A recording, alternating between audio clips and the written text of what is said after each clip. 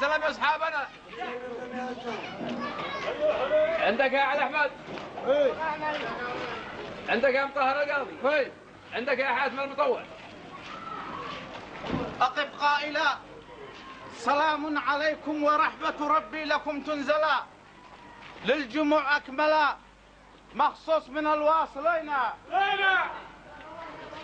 لكم يا رجال، وأجمل تحية لكم تصاع، تمل الجبال الشامخات الزبينة وأتحبها من لم واصل من الرجال، من انسب وخال اخوان متكاتفين. سلامي سطر باسمي وباسم الاخ عبد الله الاقر، وباسم من حضر في عد الحصى والزنينه. نبارك الوف من الواصلين الى حاملين السيوف، عدد ما تطوف ايامنا والسنين. وترحب رقم لمن في الصفوف من جبل نقم، وافرح تعم المعرسين اجمعين. وبدع الكلام نصلي على الخمسه الكرام، بدور الظلام من حبهم ناجيين.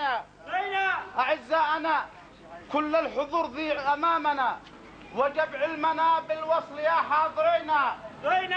سليل الكرام ابو مطهر علي هماسي الهما، وصالا اقام مع انسابه الاكرمين. لاهل الكرم حسين محسن الشامخ الأشم، وابن القيم هماسي الماجدين. قصدنا الحضور حبا وإخلاص في الصدور، تديم السرور يا أرحم الراحمين. وحفظ اليمن يالله سألناك تزيل المحن، وعودك لمن فيه الصلاح الأمين. وختم الكتاب من لسن بداع بالخطاب، يريد الجواب واحد من اللاقفين. مقالي وقف صلوا على سيد الشرف ومن في النجف وآله التابعين، وبلسان الواصلين أقول للحاضرين سلام ما حالكم. أصحابنا شو جواب الحال؟ عندك ابن أحمد؟ عندك يا مصطفى؟ وياك يا محمد بيه؟ رددنا السلام موزون بالنطق والنضاء، وفرض التزام لما في الكتاب المبين. تراحب تزور ما المسلمين في الحرم سجود، بعنبر وعود والورد والياسمين. لمن قد وصل عليه الناس الجود والأجل، وقبيل المحل مع انسابه الأكرمين.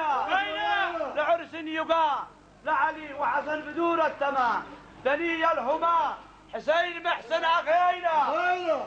كريم الحسب عليه الناس الدر والذهب، أصول العرب آبائهم والبنينا. قصد واحتسب وصال حسين رفيع النسب، ولذ الطرب اخوان مترابطين. دوام اهلا بكم وحياكم الله في وصلكم، وذا طبعكم يشهد به السامعين.